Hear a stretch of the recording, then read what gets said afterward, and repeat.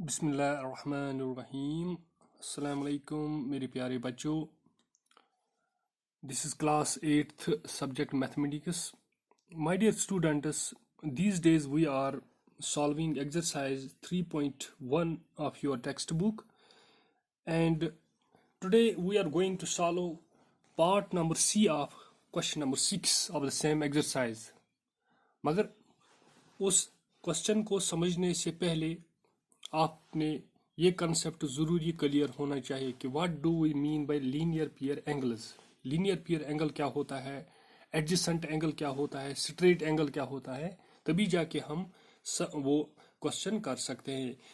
तो my dear students, linear pair angle को समझने से पहले आपने ये ज़रूरी सीखना है कि एंगल क्या होता है। एंगल आपको पता है, अगर एंगल जो है वो दो रे से बनता है। अगर एक रे ये है और इसके ऊपर में ये दूसरी रे रखूंगा, अगर मैं कहूंगा ये एंगल किसके बराबर है, ये एंगल जरूरी किसके बराबर है, 0 डिग्री के बराबर है।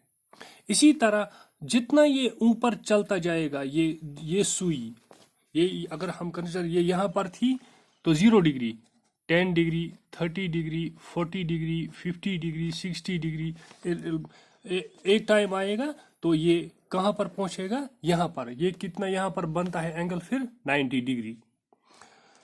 इसी तरह जब ये यहाँ से फिर आगे जाएगा तो बनेगा 91, 92, 93, 94, 95।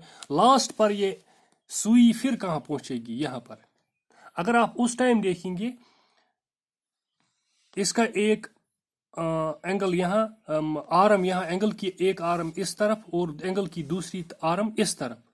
जब इस तरह बनता है तो ये बिल्कुल एक स्ट्रेट लाइन की तरह बनता है ये एंगल। इस एंगल को हम कहते हैं straight angle.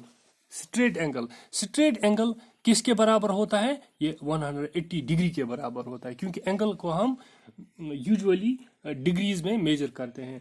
We can measure angle in another units also, मगर आपको यही यहाँ पर इतना ही याद रखना है कि एंगल को हम डिग्रीज में मेजर करते हैं। ये जो मैंने यहाँ पर फिगर बनाई है, आपके जियोमेट्री बुक्स में भी ऐसी एक डिवाइस होती है जिसको हम प्रोटेक्टर कहते हैं। प्रोटेक्टर पर भी आप सीख सकते हो ये एंगल किस तरह आगे चलते चलते चलते चलते लास्ट पर 180 डिग्री बनता है, और इससे आगे जाकर ये और कितना बनता है।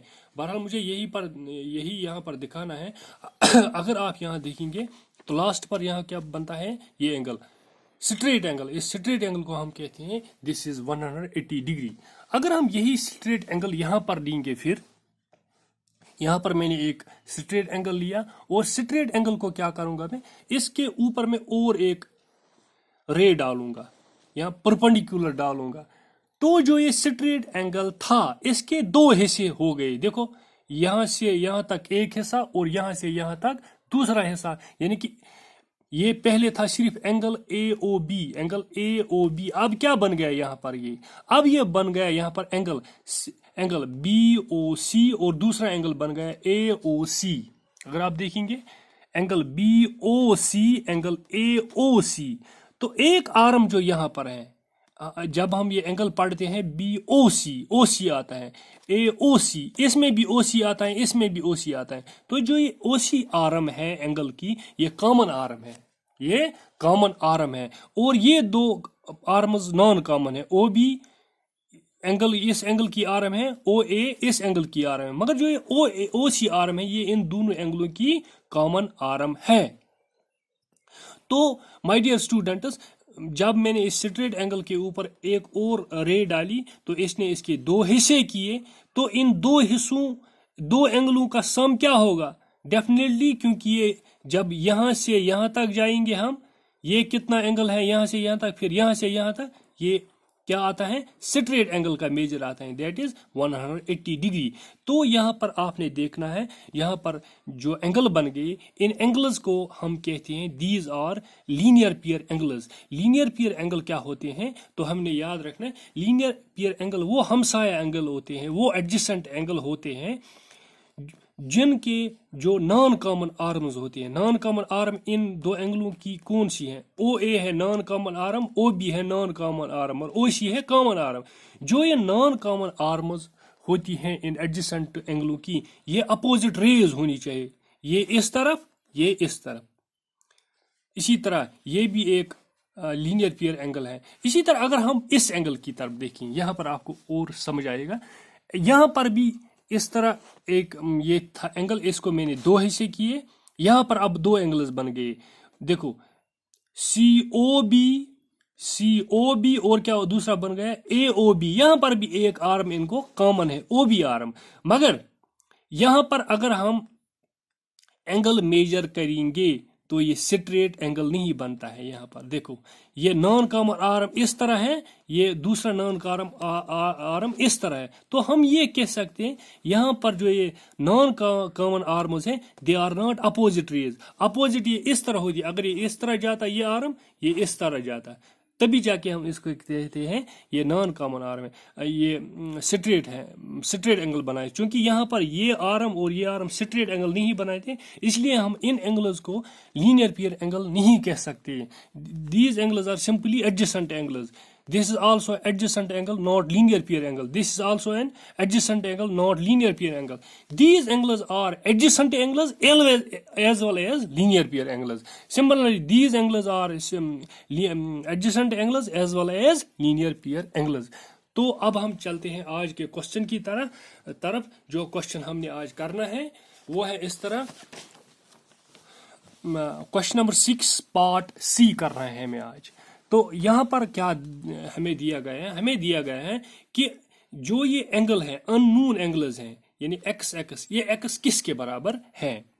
तो माय डियर स्टूडेंट्स, आपको ये याद रखना चाहिए, अगर जो भी पॉलीगन आपके पास हो, अगर आपके पास कोई पॉलीगन हो जिसके 4 एंगल्स हैं, तो 4 में से हमको 3 पता होना चाहिए, तभी जाके हम चौथा निकाल सकते। इसी तरह अगर आपके पास कोई पॉलीगन है, उसके 5 एंगल्स है, 5 में से कम हमको 4 या पता होने चाहिए, तभी जाके हम 5वां निकाल सकते हैं। क्योंकि यहाँ पर जो हमारे पास पॉलीगन है, इसके 5 एंगल है, 1 2 3 4 5। तो 5 में कम हमको 4 पता होने चाहिए। मगर यहाँ पर क्या है, यहाँ पर 4 में से हमको सिर्फ 1 पता है, ना इसका मालूम है, ना इसका पता है, ना इसका पता, ना इसका पता। अब हम ये कंसिडर कर सकते हैं, क्योंकि यहाँ पर जो है ये एक्स है, ये एक्स है, इस पर चूंकि ये डबल लकीर दी गई है, डबल सर्कुलर लकीर दी गई है, इसका मतलब होता है कि दीज आर सेम। जब डबल लकीर दी गई हुई होती है तो इसका मतलब हमने समझना है दीज आर सेम। चलो हम कंसिडर करते हैं, ये वाला पता है, क्योंकि दीज टू आर सेम, चलो ये भी पता है, मगर ये दो हमको पता नहीं है। इन्हीं दो को हमने पहले निकालना है, तभी जाके हम कह सकते हैं ये एक्स किसके बराबर है। तो इसको हम कैसे कर सकते हैं?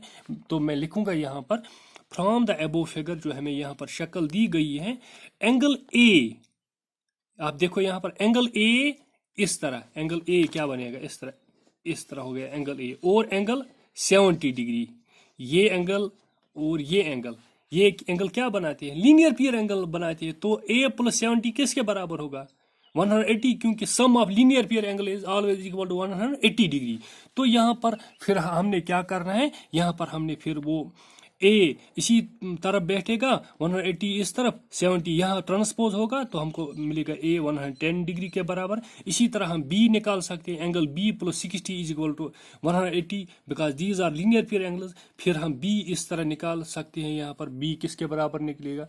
तो माय डियर स्टूडेंट्स, हमने अब a भी निकाला, b भी निकाला, ये दो एक्स जो हैं, क्योंकि ये सेम है, हम कंसिडर करेंगे ये वाला पता है, तो हमको 5 में से अब 4 पता चल गए। तो हम एक फार्मूला इस्तेमाल करते हैं, फ्रॉम द गिवन फिगर, जो हमारे पास ये फिगर है, ये फिगर क्या है? ये पेंटागन है। तो हमको ऑलरेडी पता है sum of angles of pentagon is always equal to 540। तो मैं लिख सकता हूँ यहाँ पर angle 30 plus angle x plus angle a plus angle b plus angle x is equal to 540, because sum of angles of any pentagon is equal to 540।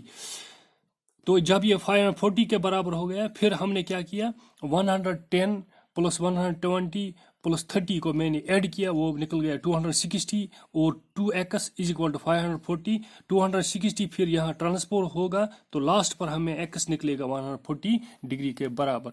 सो अब हमने question number D, part D जो है, part D किस तरह करना है, part D यहाँ पर दिया गया है। पार्ट डी को हमने इस तरह करना है, देखो चूंकि यहाँ पर जो ये डबल लकीर दी गई है, यहाँ पर डबल लकीर, इसकी डबल लकीर, डबल लकीर, डबल, इसको हमने ऐसा समझना, जब डबल लकीर दी गई हुई होते हमने यही खुद समझना है कि these all sides are equal. When all sides are equal और एंगल्स आर इक्वल, तो इसका आसान निकालना है एक्स के किसके बराबर, ये भी एक्स, ये एंगल भी एक्स, ये एंगल भी एक्स, ये एंगल भी एक्स, ये एंगल भी एक्स। चूंकि ये पेंटागन है, मैं लिखूंगा x plus x plus x plus x plus equal 540 degree. तो एक्स प्लस एक्स जब 5 भी बार में ऐड करूंगा वो आएगा 5x is equal to 540, x is equal to 540, 5 इसको डिवाइड होगा तो हमें x का मेजर निकलेगा। This was all about today. अल्लाह हाफिज नासिर।